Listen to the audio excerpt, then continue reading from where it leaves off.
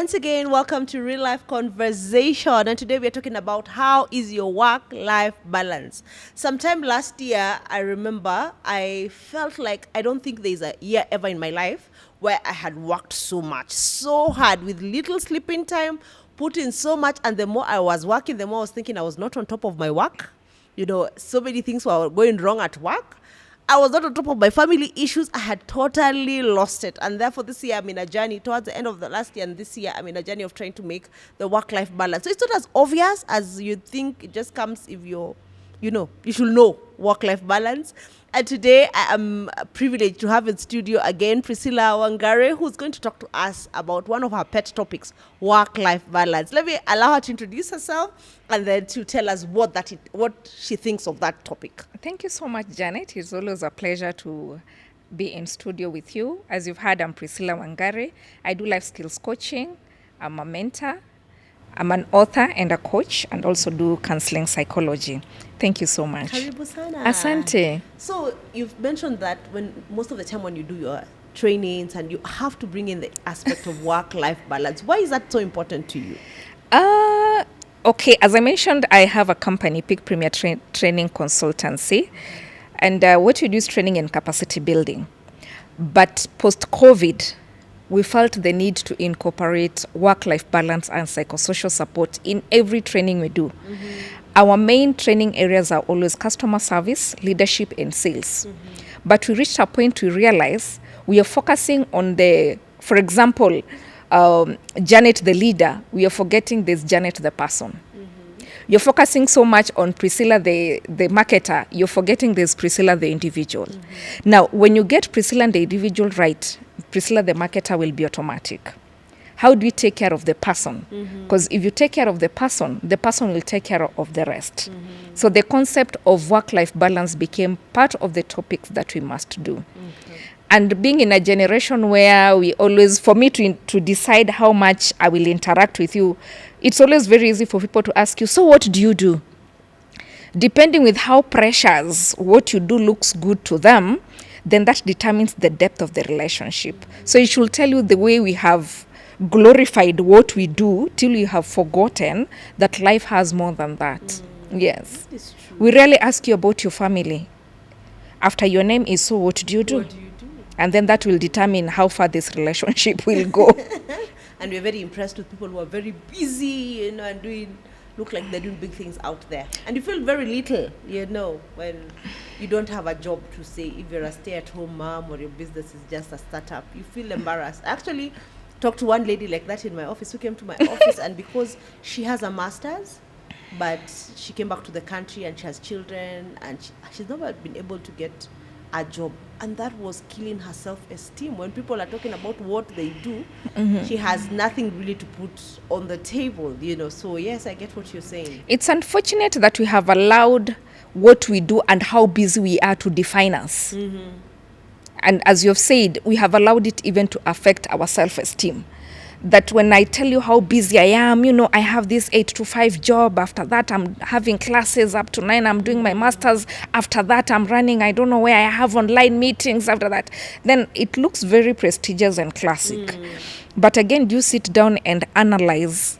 You could be so busy doing everything and achieving nothing. That is true. And you could be so busy achieving everything and losing yourself. There's a possibility. So how do you balance the wheel of life? The wheel of life here is, your spirituality, okay, your work, your personal development, even your parenting. The people just exaggerate one part of the wheel of life. They exaggerate, okay? Your healthy living, like you're exercising. There's someone who overdoes the gym. They overdo it. What are you overdoing? That is the question I should be asking. Which part of your life are you overdoing? Because there are people who overdo something. I'm sorry to say, I don't know if there's something like that, but there are also people who overdo spirituality. That's how you find yourself in a cult. It's true. Okay? Yeah. You overdo it. You've heard the quote that you can be so heavenly minded that you are earthly useless. Something like that. I've heard. Heavenly?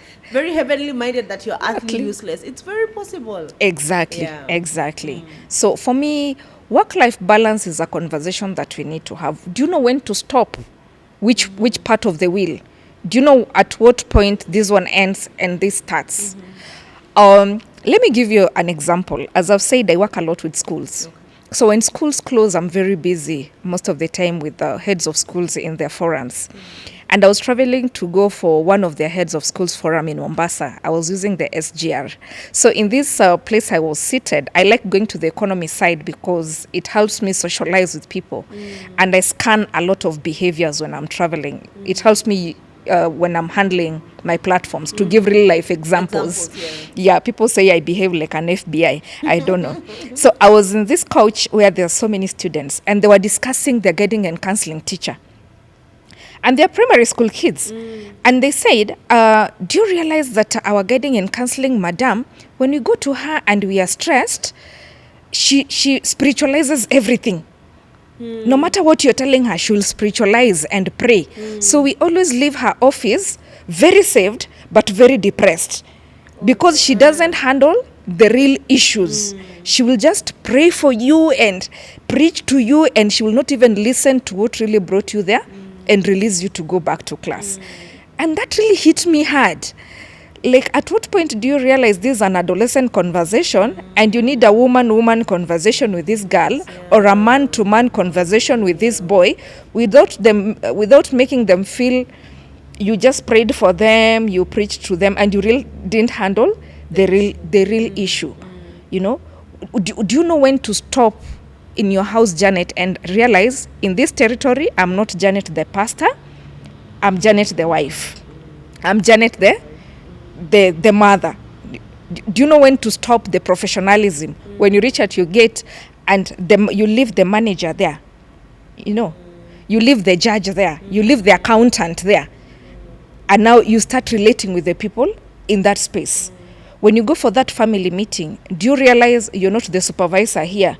You're the second born, you're the child, you're the last born, you're the first born, knowing how to play the part. Do you know how to do that? And I've said work-life balance, it's not only relationships, it's even your relationship with your money. Because how you relate with your money affects how you relate with other people. Elaborate. Because it determines the events that happen in your life. If you don't know how to balance, if you don't know how to manage your finances at a personal level, you know, the things you buy affect the people around you. The investments you decide to put yourself into. Like right now, you just decide to take a mortgage without thinking twice. When that loan starts giving you pressure, do you think your behavior will affect the people in that house? Yes, definitely. Okay. When you start cutting down on their lifestyle, because now you're so pressured with this car loan that you personally made a decision to buy that car that you can't afford, do you think it will affect your children, the diet? So even how you relate with your money, the lifestyle that you have chosen, which eventually will lead to how you retire, do you think it will affect your children at their adult level? It will. Because if you don't make the right financial decisions now, in future you'll end up depending on them. And I'm sorry to say, the generation that we are bringing up, if you look at them, are they the type to take care of you at your old age? Are they the type? I'll just say a story I had of a family friend who they're really struggling. And then the son got a small contract and got a job, and they paid him 25K. He went and bought 7 pairs of shoes. He didn't even have money to buy a mouse, and he knows how much his parents are struggling, you know, to pay. So yeah, I'm saying this is most likely not the generation who will come and take care of us. Yeah, so work-life balance is not only how you balance your work and your personal life. You have to take it to the nitty-gritties, including my finances, my healthy living. Am I doing exercise? Am I eating healthy? My doctor says, tells me every time, Priscilla, if you don't eat food as medicine, you will eat medicine as food. You know, are you hydrating enough? Sometimes I meet people who tell me, I rarely take water. You know, hydration, do you know how much the role it plays in your body? That someone can just look into your skin and tell you, hey, Janet, you don't look okay. Simply because you did not take the right amount of water. So it's the little things that we fail to do or we overdo that affects our life. Some of us, we over-focus so much on our work to an extent where I've gone to organizations where we have these employees. Mtu anapatiwa leave, anakataa kwenda. Because they believe they are the department and the department is them. They don't trust other people. And mainly that comes in a department or in a workplace where you're having an older generation at the leadership position and the younger generation, the millennials and Gen Zs in the lower positions. So you don't trust them. You don't feel like they have the expertise to handle that job. So you're on sick leave, but you keep on showing up to micromanage people. You're being given leave, you can't go because you believe you're the company. You know, and I always challenge such people and ask, do you think, God forbid, if you drop right now, this company will close? Before your burial, they'll have advertised. They will be running your obituary with your job replacement in the same newspaper. Same day. The best thing they'll give is 1 minute of silence. Can you take that leave, you know, so that you go and enjoy yourself? As a parent, especially mothers, do we know when to have time for us? Because sometimes you overwork at the workplace and you reach home, you're the micromanager at home. You're the micromanager. You have a house girl whom you don't trust her to do anything. You micromanage everything she does. So by the time you're going to sleep, you're not yourself. Yeah? You can't even allow her to cook a meal because you believe you're the best cook. It's in your head. What if you just teach her how to cook food your way? Okay? You even want to confirm how she cleaned the clothes. Unashika nguo moja moja. You know, I also talk to house girls and they tell me things that my madam comes at night and at midnight she's taking dress per dress, shirt per shirt and throwing them down and asking me to repeat again. So by the time we're going to sleep, it's 3. What are you doing to this house girl? But again, what are you doing to yourself? You know? Yeah. Wow. Work-life balance is even beyond work and your personal life. Take it even to your finances and your relationships. I don't think I've ever had such an elaborate definition of work-life balance. But where do I start? Where does somebody start?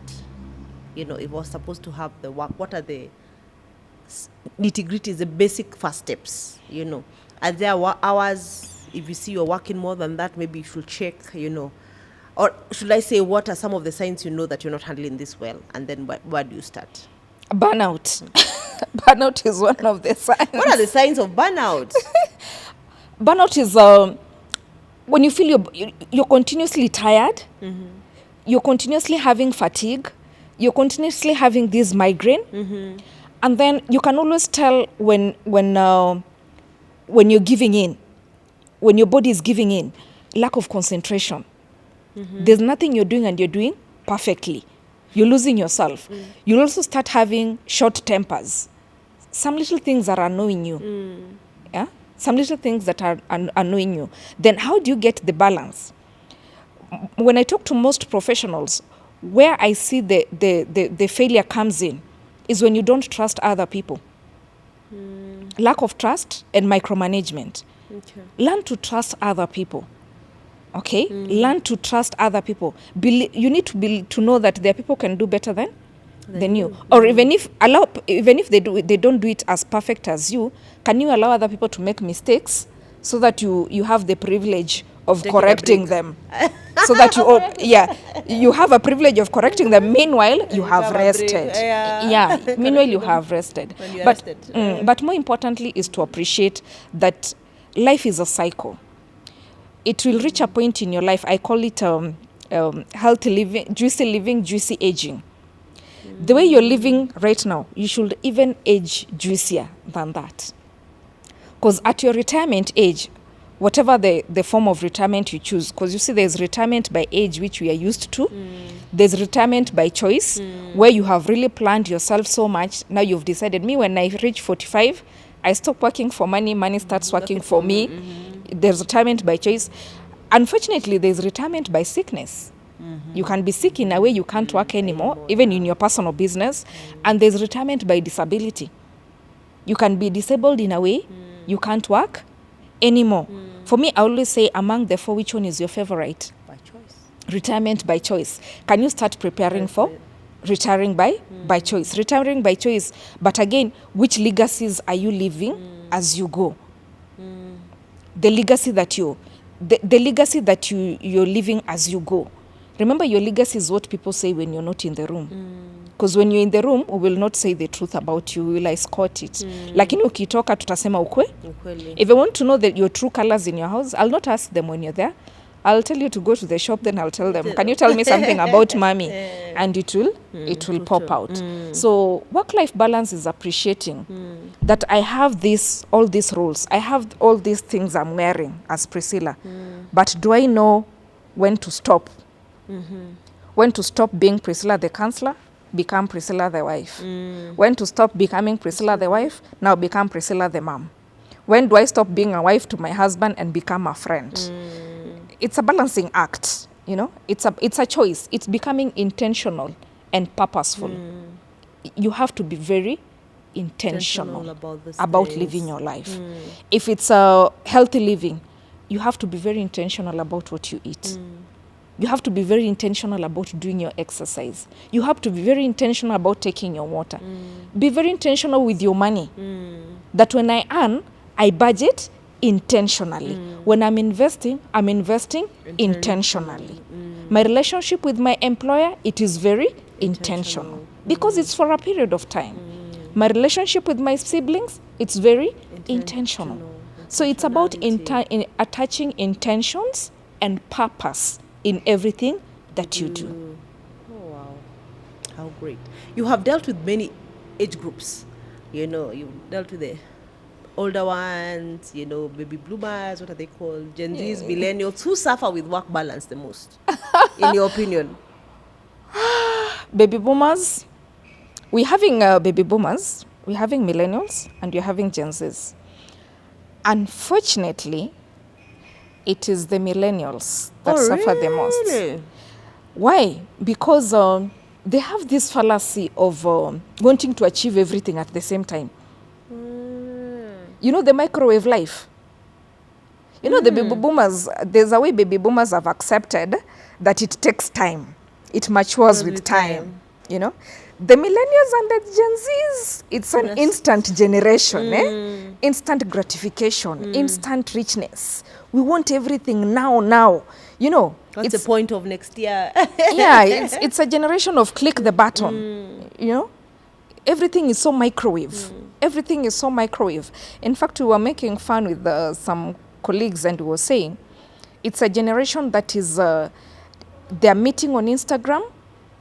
They date on Facebook, they do the wedding on Zoom, then they divorce on TikTok.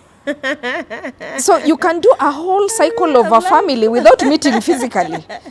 Yeah? Everything is so instant, you know? And public and out there.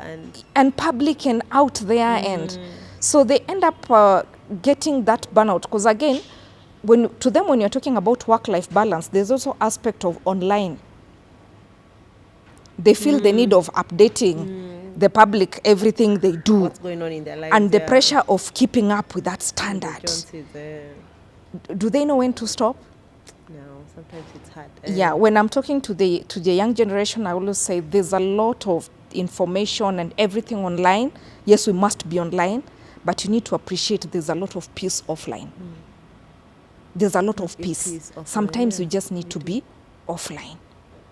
It doesn't make you a lesser person or too primitive. Yeah. The world will not collapse without you updating them or without you knowing what is going on in the world. Yeah, so you find I have a main hustle, but I have several side hustles, and you sit down and analyze, I'm succeeding in none. Because there's nothing I'm giving my 100%. I'm not succeeding in any. Yes. Nothing can run without me. All of them are attached to me 100%. You know, so there's a lot of part-time. I'm doing this part-time, and I'm also doing this part-time, and I'm also doing this part-time. But to sit down and analyze this individual, they're not succeeding in any. If only they can pick one or two. and be full-time. And as a pastor, one of the things I've noticed that when I was growing up, when we were university, you were just in university, and if you are a Christian, you spent a lot of time in the Christian circles and growing. I noticed that this time trying to pastor young people, they don't have the time because they have hassles. These guys have hassles, they have businesses. And I've often wondered, which I've always thought it's a good thing, and I've always applauded them for. But sometimes I wonder, are we sacrificing spirituality? I don't know. Where's the balance? Yeah, because I felt like us growing up, we had a lot of time to grow spiritually, to serve God, to be in Christian environments. That is if you're a Christian. Of course, the opposite is also true. When people have too much free time, they also can get indulge in the world very much. But I felt like we had more time to disciple then and to have Christian activities for young people. Young people of these days are busy people. They have so many hassles. We are too busy. 2 degrees and many hassles. Yes. We are too busy, but if you analyze, we are busy doing what? Or we are busy succeeding in what specifically? When I do time management coaching, the question I ask is, do you spend time or do you invest time? Okay. Because at the end of the day, it's not how much I do it. It's how I do it. You can work for 10 hours and I work for 2 hours and I work better than you. Like I said, I'm so intentional in my 2 hours. Okay? You in your 10 hours, you're having so much going on, you're not intentional about any of them. Will you succeed? You won't. So it's learning to invest time versus spending time and understand that you only have 24 hours in a day. Within these 24 hours, when we are doing the 24-hour accountability in time coaching, time management trainings, within these 24 hours, you groom. Within these 24 hours, you sleep. Within these 24 hours, you eat all the meals. Within these 24 hours, you do personal development. Within these 24 hours, you travel. Within these 24 hours, add all those things within these 24 hours. And you need to analyze. When I do this exercise, I realize sometimes, even before I put work within the 24 hours, mtu anakuambia zangu zimeisha, niko -6. Because you just tell them, can you write for me how many hours you spend in a day grooming? How many hours you spend in a day eating accumulatively? How many hours you spend traveling? How many hours you spend on personal development? How many hours you spend on spirituality? Don't even put work. Hiyo tutaweka dakika ya mwisho. Then someone tells you, I'm already at 28 hours in a day. What's not going on? We are not being realistic with our 24 hours. Yes. We're not being realistic. Yes, we need to be realistic. Be realistic, yeah. And appreciate the fact it's not how much you do it, it's how you do it. When you define your how I do it, the time frame doesn't matter. I don't need to have 20 hustles. I can just have 2 that I'm so intentional about and I succeed. I can just have 1 that I'm so intentional about and the rest of my life is flowing. I don't need to be in every ministry in the church so that I look holy. I can just be in 2. And in those 2, my impact is felt. My name is mentioned, someone can attach it to that ministry. Sometimes you go to some workplace and you ask this colleague, what do they do? And there's someone tells you, sijui ufanya nini, mi umuona tu ako busy tu kwa corridors. Anaenda hivi anarudi, you're a busy body. Someone cannot even attach you to a specific job description because you're everywhere doing everything and succeeding in nothing. But what worries me about work-life balance is the percent we give to parenthood as the modern parent. Do you know we are living with parents who are strangers to their children? You ask them, when is the last time you did homework? They have no idea. They have no idea. Have you ever sat down to watch the cartoons your children watch? They have no idea.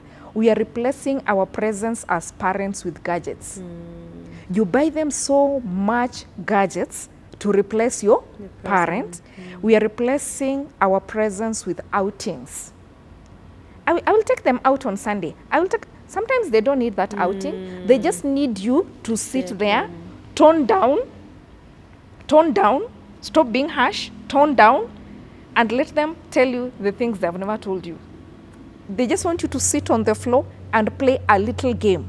with them. Hide and seek. Hide with my and seek. daughter. And you will see another side So of them. tired. Yeah? Yeah. But we are always Also so tired. Even the tired, kids will yeah. tell you, Mommy is always tired. Tired, Daddy is always tired. You know, if you don't parent your kids, the world will parent them for you. People waiting to. And you will not be in control of what will happen.